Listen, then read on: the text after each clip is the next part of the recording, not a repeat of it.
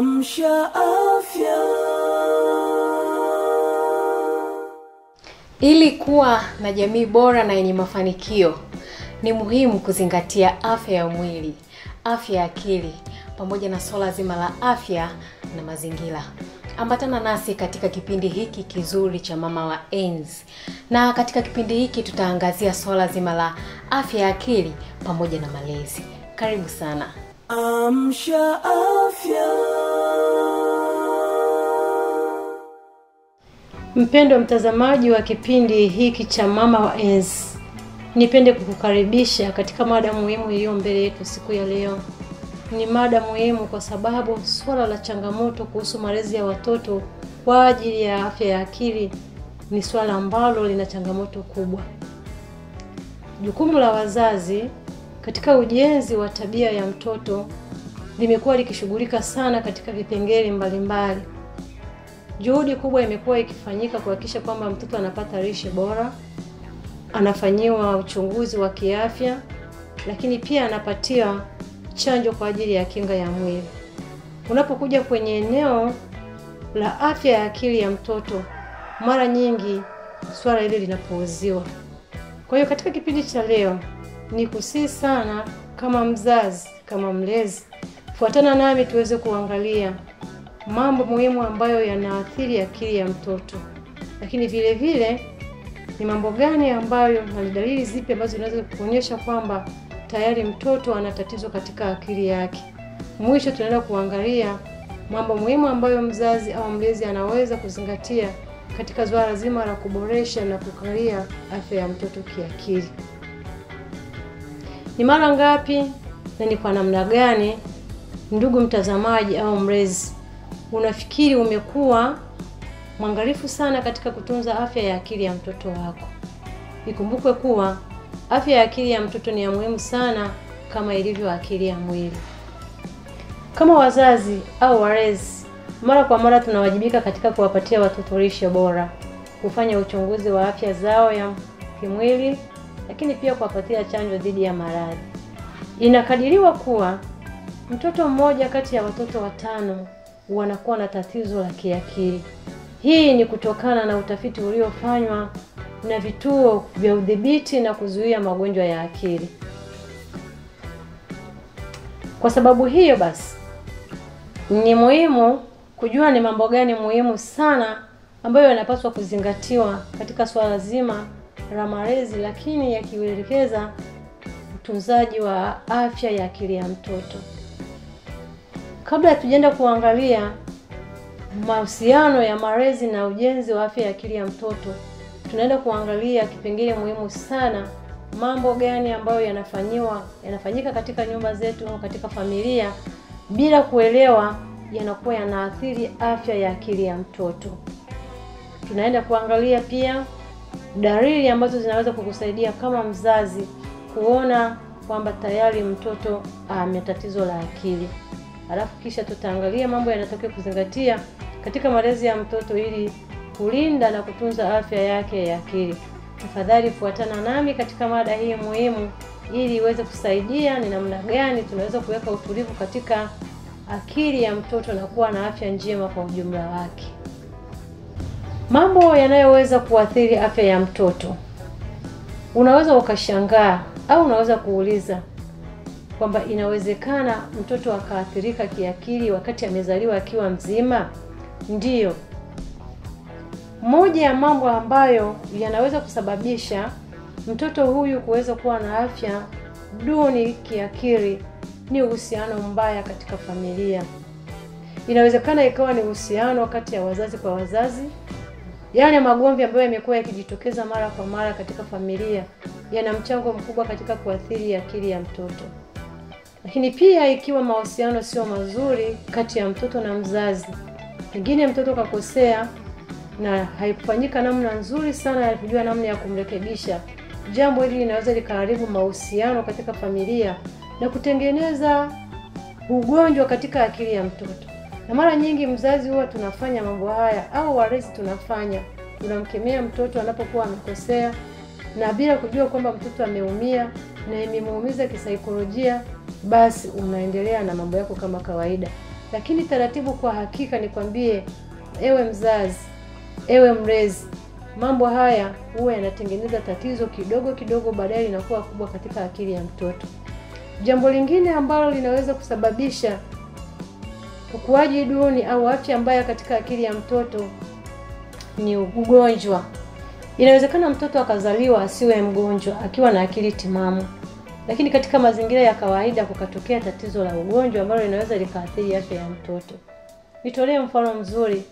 Mtoto anaweza kuzaliwa vizuri, lakini mwisho akatengeneza tatizo la kukojoa kitandani. Na hii kwa watoto wengi limekuwa linawaathiri. Mtoto anayekojoa kitandani wakati mwingine anakuwa na wasiwasi. Kwa kutojua namna nzuri kabisa ya kumsaidia huyu mtoto, mara nyingi kama wazazi au walezi tumeishia kuwaadhibu sana. Na hivyo mtoto anajenga wasiwasi na hofu. Hii inapelekea hata anapokuwa mtu mzima anashindwa kujiamini. Jambo lingine ni upweke. Mtoto huyu anapozaliwa anatamani sana kuona joto na ukaribu wa mzazi wake au mlezi ambaye yuko mikononi mwake. Lakini anapoachwa peke yake inaweza ikaleta shida, na yenyewe inamtengenezea hofu na wasiwasi. Kitu kingine ni adhabu kupita kiasi. Ni kweli mtoto anapokuwa amekosea ni vizuri kumwadibisha kwa adhabu. Tukumbuke kwamba adhabu mara nyingi inalenga kujenga tabia, kusaidia mtoto huyu kurekebishwa na kuweka katika njia inayofaa. Lakini adhabu inapotolewa kupita kiasi inaweza usiwe na msaada wowote kwa mtoto huyu. Matokeo yake inamwathiri kisaikolojia, kimawazo, na tayari linakuwa ni tatizo kwa afya ya akili ya mtoto.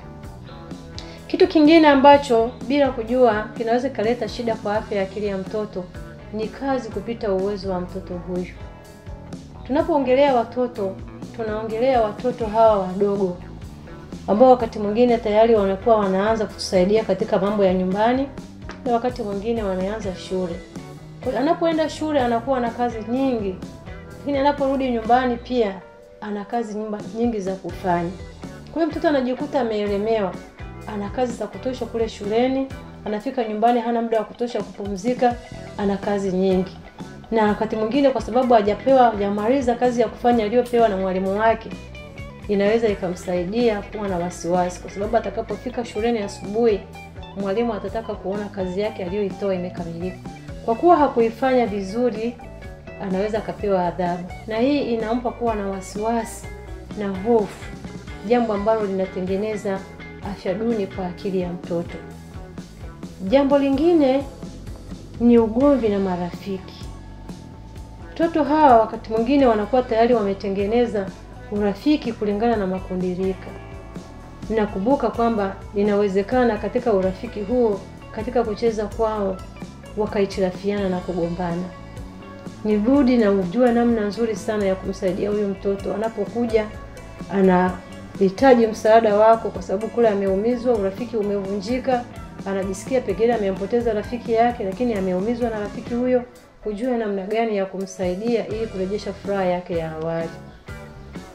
Vitendo vya ukatili ni mojawapo au ni sababu mojawapo ambayo imekuwa ni tatizo kubwa sana katika kuathiri afya ya akili ya mtoto. Sote ni mashahidi katika jamii mbalimbali jinsi ambavyo watoto wamekuwa wakifanyiwa ukatili. Unaweza kuwa ni ukatili wa kijinsia, lakini kwa namna mbalimbali vitendo hivi vimekuwa vina athari kubwa katika afya ya akili ya mtoto. Umaskini ni sababu nyingine kubwa ambayo imekuwa ikisababisha watoto hawa kuwa na afya duni. Umaskini unasababisha kutopata mahitaji muhimu katika familia. Watoto wanahitaji kula, wanahitaji kunywa, wanahitaji kuvaa, wanahitaji mahitaji ya shule na mambo mengine ambayo ni muhimu, halali pazuri. Lakini katika familia kama wazazi au kama walezi tunaposhindwa kutoa huduma hizi muhimu, mahitaji muhimu kwa watoto, tayari linakuwa ni tatizo katika akili ya mtoto. Na wakati mwingine tunaweza tusijue tukaona ni maisha ya kawaida, lakini ni tatizo linakuwa linatengenezwa taratibu kwa hakika katika akili ya mtoto.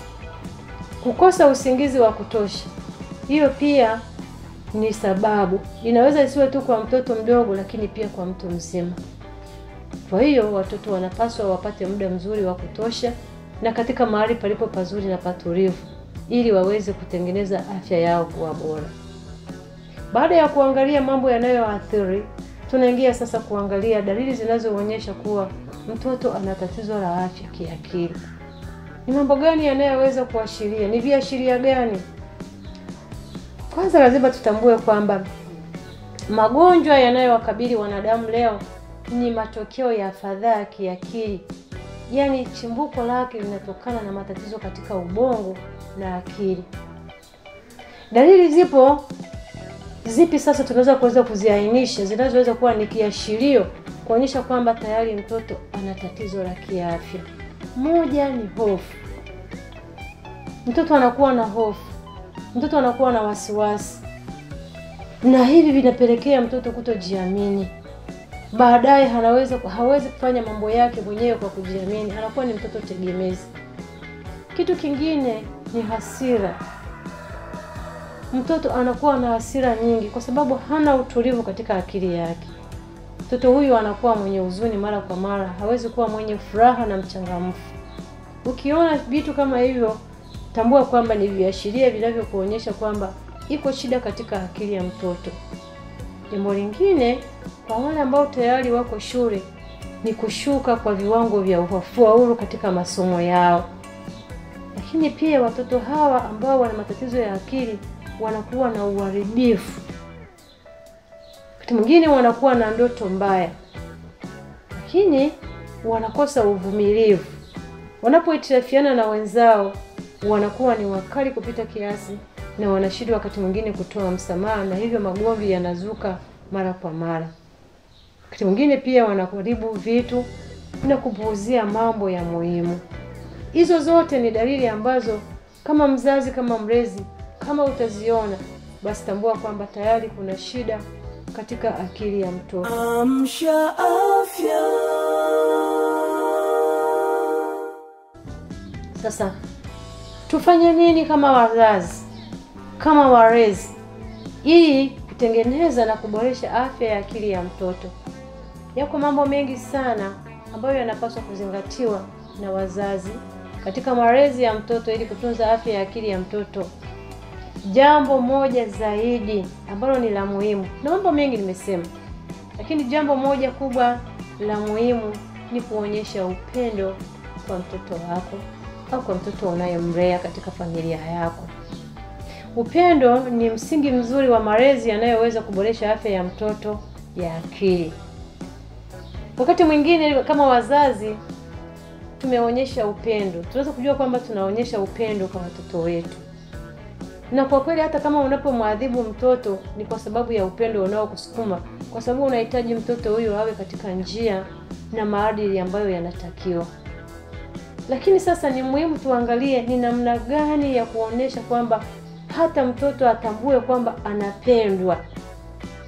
Mmoja, lazima utambue mahitaji muhimu ya mtoto kulingana na umri wake. Yapo mahitaji ya jumla kwa watoto hawa. Kuanzia ule mwaka wa kwanza mpaka miaka 14, kuna mambo muhimu ambayo lazima ujue kwamba ni mahitaji yao muhimu. Tumegundua kwamba kuna vitu vikipungua tayari vinaleta shida na hofu na wasiwasi kwa huyo mtoto. Lishe bora. Tambua kwamba umaskini tumeangalia ni mojawapo ya sababu zinazoathiri afya ya akili ya mtoto. Kwa hiyo lishe bora ni hitaji muhimu kwa mtoto. Mahali pazuri pa kulala ni hitaji muhimu kwa mtoto. Mtoto anahitaji kukumbatiwa. Mtoto anahitaji kupewa busu. Sasa hapa lazima uangalie umri. Kuna umri ambao kwa kweli hivi vitu havihitajiki.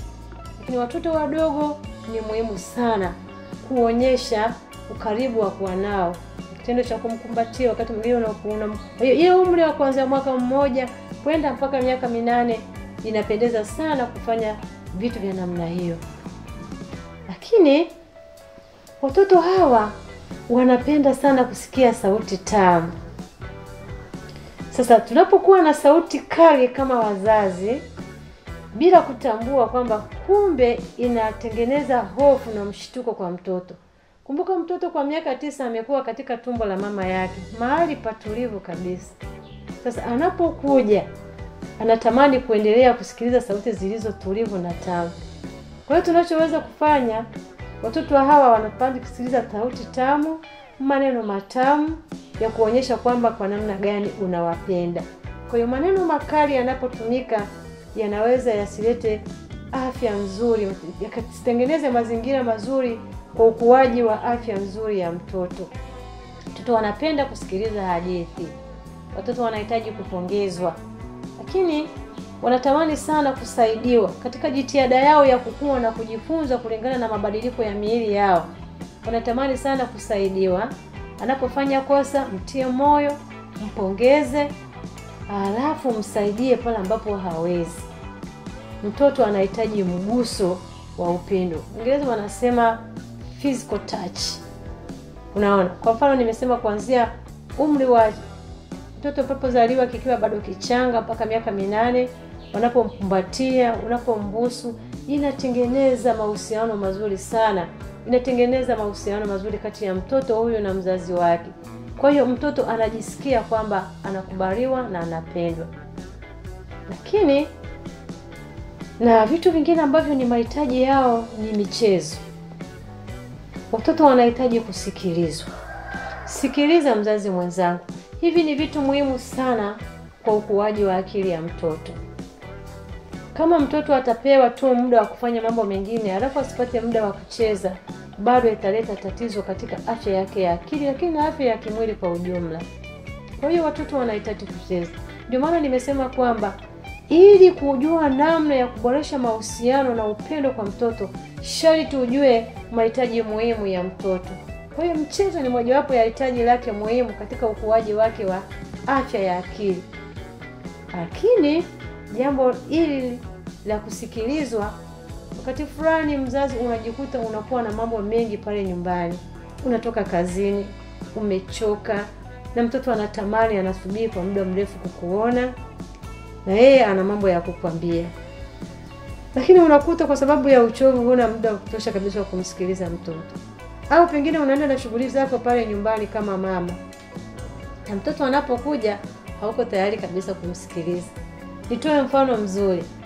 Mwanangu wa kwanza alipokuwa mdogo kwenye umri wa miaka 2, wakati fulani alipokuwa anahitaji kuongea na mimi, ana jambo lake, nilikuwa nashangaa. Mwanzoni sikuelewa.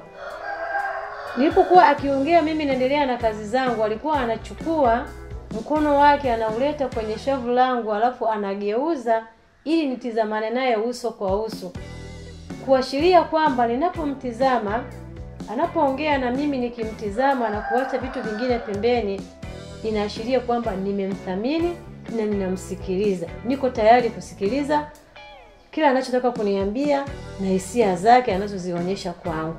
Kwa hiyo ni muhimu sana kama mzazi, kama mlezi, kujua hitaji la mtoto, kwamba mara nyingi wanahitaji kusikilizwa, kutambua kwamba uko karibu naye.